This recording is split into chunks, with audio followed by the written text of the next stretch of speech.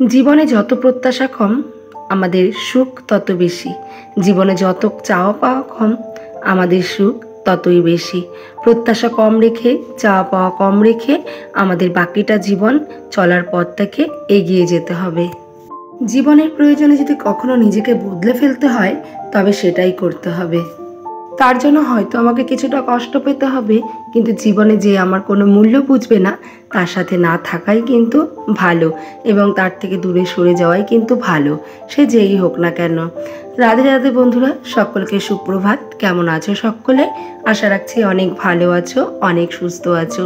আমিও না বেশ ভালো আছি তোমাদের ভালোবাসায়। তো আজকে সকাল সকাল রান্নাঘর থেকেই তোমাদের সাথে ব্লগটা শুরু করলাম। তার আগে কিন্তু আমার ওই বাসি কাজকর্ম, গোপালকে ঘুম থেকে তোলা, এইসব নিত্যদিনের যে কাজকর্মগুলো সব কিন্তু হয়ে গেছে। আসলে আমরা গৃহবধূ, আর ইউটিউবে কাজ করতে এসেছি। আমরা হলাম ডেইলি ব্লগার। তো আমাদের ঘরের কাজকর্মগুলো প্রায় কিন্তু একই রকমই থাকে। বিছানা তোলা, ঘর ঝাড় দেওয়া, রান্না করা, এই সমস্ত কাজগুলি। তবে এই সমস্ত কাজগুলিকেও নতুনভাবে প্রত্যেক দিন তোমাদের সামনে উপস্থাপনা করছি। অনেকের কাছ থেকে অনেক কিছু শিখছি। এমনও হতে পারে আমার ব্লগের মাধ্যমে অনেকে অনেক কিছু শিখছে। তবে এই যে শেখা, ভালো কিছু আদান প্রদান, এগুলো কিন্তু একটা ভালো দিক। আর সংসারের কাজ সে তো একরকম থাকবেই, তবুও তাকে নতুন করে সবার সামনে উপস্থাপনা করা, এটাও কিন্তু একটা আর্ট। তো সকালে রান্নাঘর থেকে ব্লগটাই শুরু করলাম। সকালে দেখো চালটা ভালো করে ধুয়ে আগে ভাতটা বসিয়ে নিলাম। আর তোমরা দেখতেই পাও প্রত্যেক দিনই আমার একটাই জিনিস তোমরা লক্ষ্য করবে, সেটা হলো যখন চালের কৌটো থেকে আমি চালটা বার করি, আমার কিন্তু কৌটোটা পুরো পরিপূর্ণ থাকে। আবার যখন চালটা আমি নিয়ে কিন্তু কৌটোটাকে আবারও সেই পরিপূর্ণ করেই রাখি। এতে ওই যে বলে না, মা লক্ষ্মী সবসময় সদয় থাকেন। তো মা লক্ষ্মীকে সদয় রাখার জন্য, তাকে শান্ত রাখার জন্য আমাদের সংসারে অনেক ছোট ছোট নিয়ম না আমরা প্রত্যেকটা বউরাই মেনে চলি। আর আমি মনে করি সংসারের নিয়ম মেনে চলা ভালো, এটা কোনো কুসংস্কার নয়। আমরা যেসব জিনিসগুলোকে কুসংস্কার বলে মনে করি, বৈজ্ঞানিক ভিত্তিতে সেগুলো কিন্তু একই রকমভাবে প্রমাণিত হয়। হয়তো বিজ্ঞানের ভাষা অন্যরকম, আর আমাদের সংস্কার নিয়মের ভাষাটা একটু অন্যরকম। তবে দেখতে পাবে আমরা যদি সেই সব বিষয়ে লজিক বার করতে চাই, নিয়ম বা ফলাফলগুলো কিন্তু একই আসে।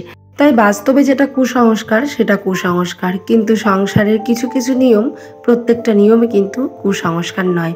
ওদিকে তো ভাতটা চাপিয়ে দিয়েছিলাম, আর এইদিকে অন্বেষা পড়তে যাবে, তাই একপাশে আতপ চালে একটু ফেনা ভাত আলু সিদ্ধ করে নিয়েছিলাম। তো সেটাই এখন খাইয়ে দিচ্ছি। এখন ওটা খেয়ে ও চলে যাবে পড়তে। আর ও পড়তে চলে গেছে, তারপর এই মধ্যে কিন্তু আমার ভাতটাও হয়ে গেছে। আর আমি এদিকে আজকে ডাল রান্না করব, পাট শাকের ঝোল করব। আর আজকে জানি না কেন কারেন্টটা শুধু বারবার যাচ্ছে, এই জন্য কোনো রান্নাবান্নার ভিডিও কিন্তু আমি করতেও পারিনি। তো এই জন্য শুধু কি রান্না করেছি সেটা তোমাদের একবার বলে দিই। আজকে করেছিলাম পাট শাকের ঝোল, করেছিলাম সজনে ডাঁটা দিয়ে মুগের ডাল, আর করেছিলাম ওই ডিমের অমলেট। ব্যাস, এটা দিয়েই কিন্তু আজকে খাওয়া দাওয়াটা কমপ্লিট করে নিয়েছিলাম। আর হ্যাঁ, তোমাদের তো বলাই হয়নি, আজকে হলো শুভ অক্ষয় তৃতীয়া।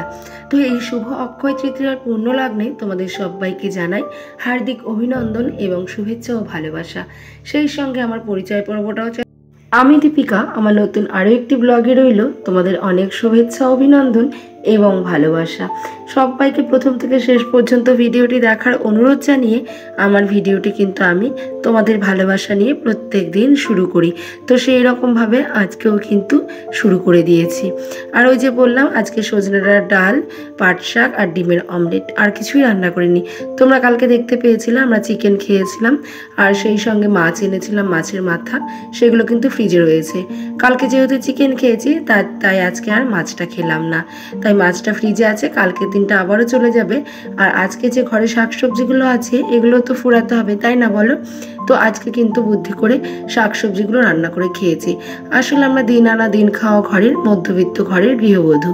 তো আমরা কিভাবে আমাদের সংসারকে একটু একটু করে আয় করব সেই চিন্তা করি। তার কারণ আমাদের হাজবেন্ডের একার ইনকাম এবং খুবই সামান্য ইনকাম। এই সামান্য ইনকামের মধ্যে দিয়েই কিন্তু দুটো ছেলে মেয়ে পড়াশোনা, জামা কাপড়, ওষুধপত্র সব কিছুই চালাতে হয়। তো একটু যদি হিসাব করে না চলি, বেহিসাবি জীবনযাপন কখনোই কিন্তু ভালো না এবং সেটা কিন্তু কখনোই মঙ্গলময় হতে পারে না। আজকে আমি অনেক খেয়ে নেব, কালকে মাংস খেয়েছি, আজকে মাছ খাবো, কালকে ডিম খাবো, কালকে আবার মাংস খাবো। তা এগুলো যদি না করে মাছ আজকে খেয়ে কালকে যদি একটু সবজি বা একটু ডাল দিয়ে দিনটা চালিয়ে যেতে পারি, ক্ষতি কোথায়? কারণ সবজি খাওয়া তো আমাদের শরীরে অনেক প্রয়োজন, ডালেও তো অনেক প্রোটিন আছে। তো সমস্ত কিছু যদি মিলিয়ে ঝিলিয়ে আমরা সংসারটাকে চালাই, তাহলে কোনো কিছুর জন্য কারোর কাছে হাত পাততে অন্তত হবে না। নিজের বুদ্ধি দিয়ে যদি নিজেরা সংসারটুকু একটু দেখে শুনে চালাই, তাহলে কিন্তু অল্প ইনকামেও অনেক সুখী থাকা যায়, অল্প ইনকামেও কিন্তু সংসারটাকে অনেক ভালো মতো চালানো যায়।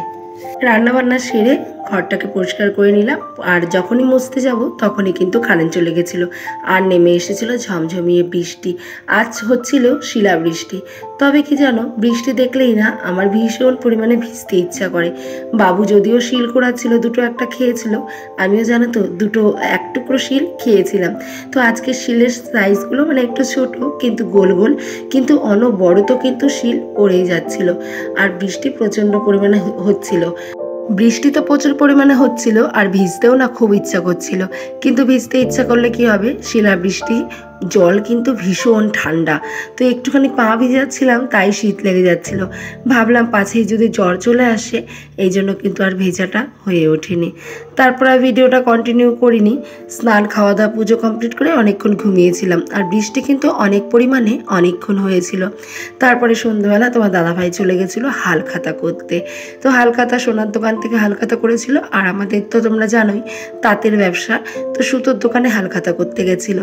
সোনার দোকান থেকে এই ব্যাগটা দিয়েছিল, একটা ফ্রুটি আর এক বাক্স লাড্ডু দিয়েছিল। আর সুতোর দোকানে কিন্তু অনেকগুলো মিষ্টি দিয়েছিল, 10 টাকা দামের, প্রায় 10টা, প্লাস তার সাথে দিয়েছিল আমুলের 2টো আইসক্রিম। তো আইসক্রিমগুলো আনার সঙ্গে সঙ্গে বাচ্চারা খেয়ে নিয়েছিল, সেটা তোমাদের সাথে শেয়ার করা হলো না। তবে হালখাতার মিষ্টিগুলো কিন্তু তোমাদের সাথে শেয়ার করলাম। তোমরা কে কে খাবে অবশ্যই চলে আসো মিষ্টি, আর সবাই এসে মিষ্টি মুখ করে যাও। তো চলো আমরাও মিষ্টি মুখ করে নিই, আর ভিডিওটি এই পর্যন্তই রাখছি। কেমন লাগলো অবশ্যই জানিও, ভালো লাগলে like, comment, share and subscribe অবশ্যই পাশে থেকো। কারণ বন্ধুরা ভিউজ একদম হচ্ছে না, 3টে 4টে 5টা এরকম ভিউজ হচ্ছে। জানি না কেন, হয়তো সময় খারাপ হলে বা কপাল খারাপ হলে চারিদিক থেকেই হয়। কারণ আমার কপালটা না প্রচণ্ডই খারাপ, আমি যার জন্যই ভালো কিছু করতে যাই সেখানেই আমি খারাপ হয়ে যাই। সেখানেই কেন জানি না, প্রয়োজন ফুরিয়ে গেলে আমাকে মানুষ ছুঁড়ে ফেলে দেয়। তবে যাই হোক, এটাকে কিছুই মনে করি না। আমার ভাগ্যে যতটুকু আছে, যা আছে সেটুকু তো কেউ কেড়ে নিতে পারবে না। তো আমার ভাগ্যে যতটুকু আছে আমি ঠিক ততটুকু নিয়েই চলতে পারলে অনেক খুশি, এবং সেটুকু নিয়ে বেঁচে থাকতে পারলে অনেক খুশি। শুধু এটুকুই প্রার্থনা ভগবানের কাছে, যদি কখনো কারোর ভালো করতে না পারি অবশ্যই করবো না, কিন্তু কখনো কারো খারাপ করবো না বা ক্ষতি করবো না। চলো আজকে এই পর্যন্ত।